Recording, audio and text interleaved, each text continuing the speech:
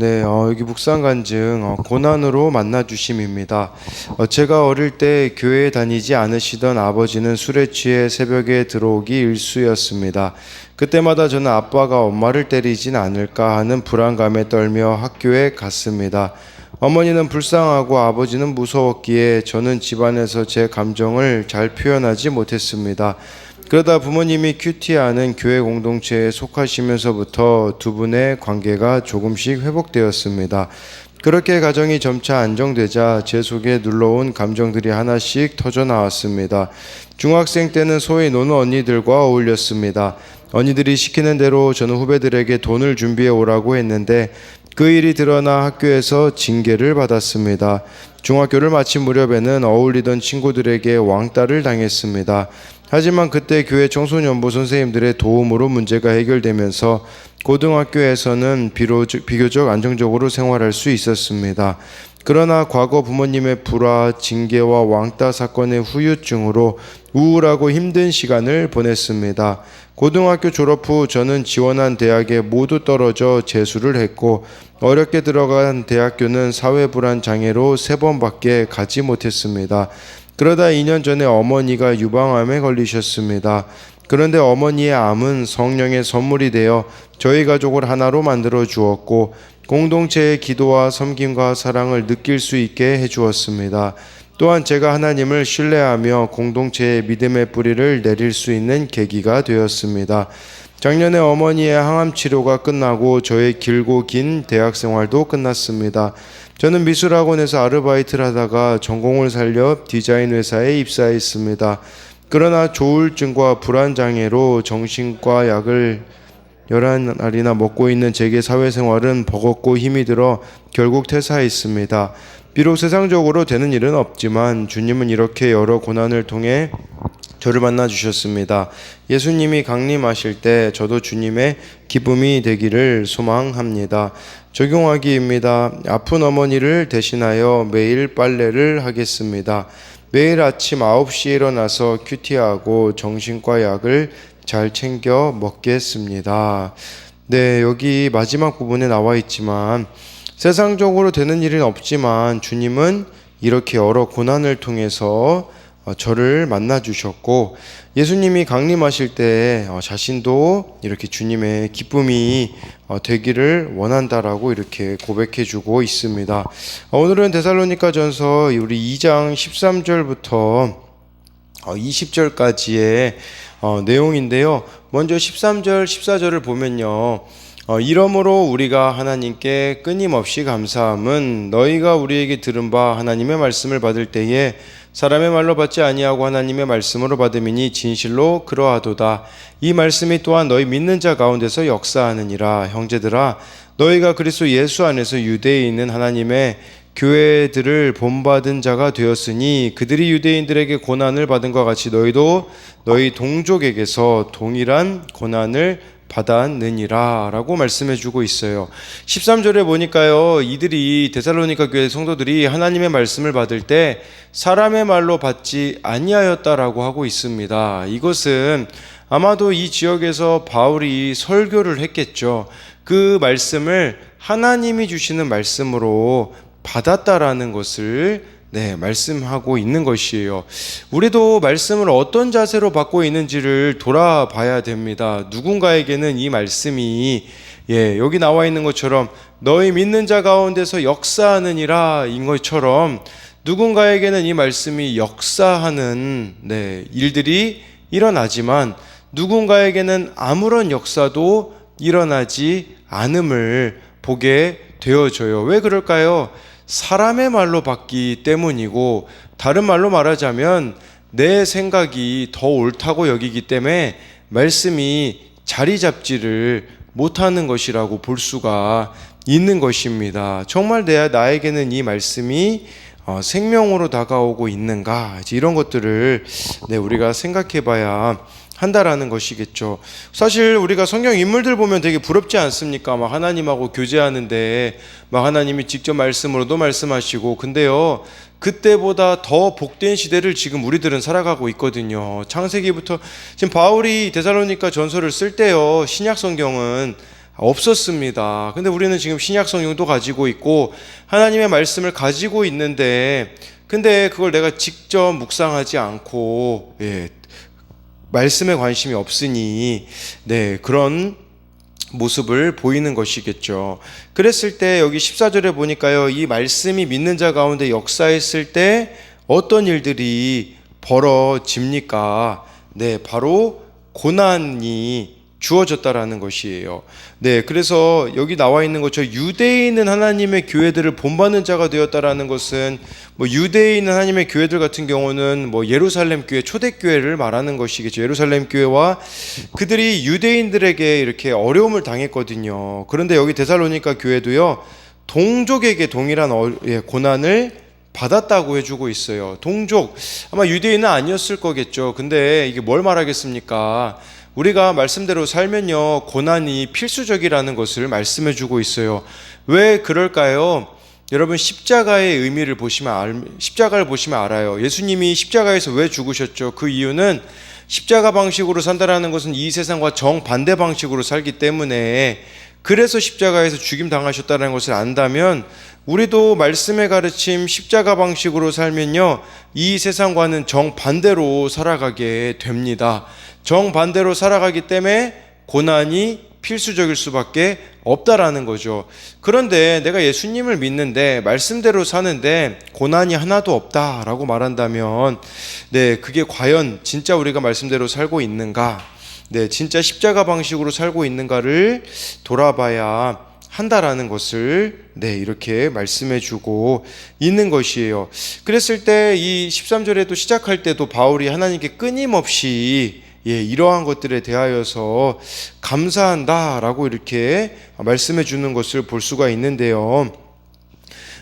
그래서 우리도 이것에 대한 적용으로는 요즘 나의 감사 제목은 무엇입니까? 내가 끊임없이 감사해야 할 일은 무엇입니까? 설교 말씀과 큐티 말씀을 내게 주시는 주의 말씀으로 여기며 귀담아 듣습니까? 내게 주시는 말씀 가운데 순종하려고 하기에 당하는 어려움이 있습니까? 예수님을 믿는다는 이유로 부당한 대우를 받은 일이 있습니까?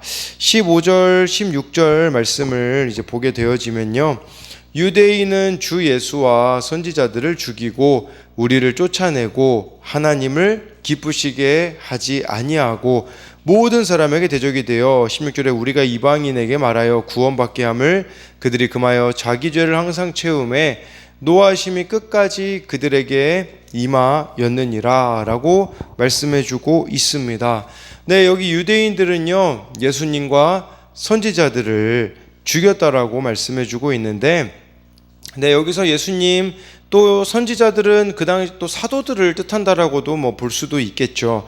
우리를 쫓아내고, 여기서는 또 사도된 바울과 동역자들을 말하는 것이겠죠. 그리고 유대인은요, 하나님을 기쁘시게 하지 않고 모든 사람에게 대적이 되었다라고 이렇게 말씀해 주고 있습니다. 그러니까 복음이 증거되지 못하게 방해하려는 유대인들의 시도를 이렇게 말씀해 주는 것이라고 볼 수가 있어요. 이들은 복음 전파를 통한 구원 사역을 방해했다라고 볼 수가 있는 것이에요. 그래서 유대인들은 계속해서 복음을 거절하는 것을 보고서는 16절 말씀처럼요, 자기 죄를 항상 채움에 노하심이 끝까지 그들에게 임했다라는 것은 이들에게는 이제 심판밖에 남은 것이 없다라고 이렇게 말씀해 주고 있는 것이에요. 그랬을 때 이제 17절로 넘어가게 되어지면요, 형제들아 우리가 잠시 너희를 떠난 것은 얼굴이요 마음은 아니니 너희 얼굴 보기를 열정으로 더욱 힘썼노라 라고 해가지고요, 바울이 데살로니가 지역에 3주밖에 머무르는 시간이 없었거든요. 그러다 보니까 이들을 보기를 원했다라고 하는데, 여기서 17절에서 주목해야 되는 단어는 떠난 것이라는 이 단어예요. 이 떠난 것은요, 우리가 고아가 되었다라는 의미거든요. 근데 이게 물론 고아는 당시 부모를 잃은 아이를 뜻하기도 하지만 아이 잃은 부모의 고통스러운 상실감을 표현하는데 그것을 말하는 것이에요. 그러니까 바울이 사랑하는 자녀를 잃어버린 부모의 상실감을 가졌다라는 거예요. 바로 이 데살로니가 교회 성도들을 만나지 못하는 게 사랑하는 자녀를 잃어버린 그런 부모의 마음, 상실감을 바울이 느꼈다라는 것이죠. 얼마나 바울이 또 이렇게 영혼들을 사랑했는지를 볼 수 있는 대목이라고 할 수가 있습니다. 우리도 한번 이런 부분을 생각해 봐야 되겠죠. 이걸 좀 더 확장해서 생각해 보자면 지금 세상에 잃어버린 하나님의 자녀들이 얼마나 많이 있습니까? 근데 우리가 정말 이런 상실감을 가지고 있는가? 더 구체적으로 말하자면 하나님의 마음을 내가 가지고 있는가? 이 부분에 대한 점검도 17절 말씀을 통해서 이루어져야 한다라는 것을 말씀해 주고 있습니다. 그리고 또 한 가지 17절을 통해서 생각해 볼 수 있는 것은요. 우리가 잠시 너희를 떠난 것은 얼굴이요 마음은 아니다라는 것은, 마음은 여전히 연결되어져 있다라는 것은 뭘 말하겠습니까? 영적인 교제는요, 이처럼 아무리 멀리 떨어져 있어도 끊어질 수가 없어요. 그런데요, 육적인 교제, 세상적인 교제는 어떻습니까? 이익이 없으면 와해가 돼버리겠죠. 하지만 영적인 교제는 이처럼 끊어지지가 않는다라는 것입니다. 그래서 이것에 대한 적용도요, 내가 영적 자녀를 낳는 수고를 하고 있습니까? 바울이 데살로니가 교회 성도들의 영적 자녀로 낳는 이 수고가 있듯이 우리도 정말 한 사람이라도 더 하나님께 인도하고 그들을 세워가기 위하여서 이런 영적 자녀 낳는 수고를 하고 있는가 돌아봐야 합니다. 18절에요. 그러므로 나 바울은 한 번, 두 번 너희에게 가고자 하였으나 사탄이 우리를 막았도다 라고 이렇게 말씀해 주고 있어요. 바울이 데살로니가 교회 성도들을 만나고 싶어 했지만 사탄이 방해를 놓았다라는 거예요. 이걸 보면서 알 수 있는 것은 사탄의 역할은요, 장애물과 방해를 놓는, 그래서 하나님께 나아가지, 또 하나님 백성이 나아가는 길을 막는 짓을 한다라는 것이겠죠. 근데 우리도 한번 제가 이 사탄이 우리를 막았도다라는 이 말씀을 보면서 들었던 생각은 무엇이냐면요, 우리에게는 이 사탄의 방해가 있느냐라는 말이에요. 흔히 맹수는 죽은 고기를 먹지 않는다고 하지 않습니까? 근데 지금 내가 내 신앙생활에 사탄의 방해가 없다면 내 신앙이 진짜 살아있는가? 그걸 한번 점검해 보셔야 된다라는 거죠. 내 신앙이 영적으로 죽어 있으면요, 사탄이 방해를 안 하고요, 심지어 방해로 여겨지지도 않을 거예요. 그냥 우리가 끌려다니기 때문에.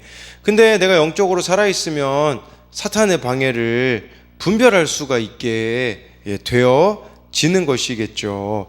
또한 우리가 한 가지 더 생각해 볼 수 있는 것은 아무리 선한 목적과 의도에서 비롯된 계획이라고 할지라도 때로는 막히는 일이 있을 수 있어요. 그렇지만 그것은 실패가 아니라 나를 거룩하게 하시려는 주님의 양육이라는 것을 기억해야 된다라는 것이겠죠. 그런데 저는 보면요, 또 여기 18절 보면서 한 가지 더 생각해 봤던 것은 뭐냐면, 진짜 사랑하면 핑계 댈 수 없다를 생각해 보게 됐어요. 무슨 말이냐? 데살로니가 교회 못 가잖아요, 바울이. 근데 편지 썼잖아요. 이걸 우리가 한번 또 생각해 봐야 되는 거죠. 그러니까 내가 진짜 사랑하면요, 수단과 방법을 가리지 않거든요. 어떻게 해서든지 이렇게 연결되려고 하고 있는 바울의 모습을 보자면, 그런 의미로 보자면 내가 누군가를 찾아가야 되는데 찾아가지 않고 있다면, 그리고서는 이거 막혀서 못했어 라고만 말한다면, 핑계를 댄다면, 여러분들이 정말 원하는 것이 있으면 수단과 방법을 안 가리지 않습니까? 근데 하나님의 일에 대해서는 얼마나 내가 수단과 방법을 가리지 않고 하고 있는가에 대한 부분도 이 18절을 통해서 우리가 생각해 봐야 한다라는 것이에요. 그래서 18절에 대한 적용으로는요, 선한 목적과 의도로 계획했지만 사탄이 막은 듯한 이유로 가로막힌 일이 있습니까? 그것이 주님의 양육임을 인정합니까? 주를 위해 살고자 하는 나를 방해하는 일들은 무엇이 있습니까? 네, 19절, 20절 말씀을 보면요. 우리의 소망이나 기쁨이나 자랑의 면류관이 무엇이냐? 그가 강림하실 때 우리 주 예수 앞에 너희가 아니냐? 너희는 우리의 영광이요 기쁨이니라 라고 말씀해 주고 있어요. 예, 우리의 소망, 바울과 동역자 소망, 기쁨, 자랑의 면류관은 바로 데살로니가 교회 성도들이 영광이고 기쁨이라고 하였습니다. 바울이요 자신이 세운 업적이나 성과를 인생의 영광과 기쁨이라고 하지 않았습니다. 믿음의 경주를 하고 있는 데살로니가 성도들을 자신이 주께 받을 승리의 면류관이라고 하고 있습니다. 이것은 뭘 말하겠습니까? 영혼 구원이 최고의 영광이자 기쁨이라는 것입니다. 한 영혼이 예수님 믿어 구원받는 면류관이 내게도 약속되어 있기 때문에 오늘도 그 한 사람을 인내로 섬겨야 한다라는 것을 말씀해주고 있는 것이겠죠. 또한 하나님의 말씀을 내게 주신 음성으로 듣고 그 말씀대로 살아가는 내가 곧 하나님의 영광과 기쁨과 자랑이라는 것을 또 주님이 주시는 이 구원의 기쁨은요 어떤 방해와 어려움도 인내할 수 있게 하는 영적 능력이라는 것을 기억해야 한다라는 것이에요. 그러니까 이 19절 20절은 영혼 구원이 우리의 가장 큰 영광이자 기쁨이다라고 이렇게 말씀해주고 있는 것이에요. 그래서 이 19절 20절에 대한 적용은요 나의 영광과 기쁨이라고 부를 수 있는 기쁨의 열매가 있습니까? 나는 누구에게 자랑의 면류관입니까? 내가 자랑의 면류관으로 써야 할 사람은 누구입니까? 나는 무엇을 인생의 영광으로 기쁨으로 삼고 있습니까?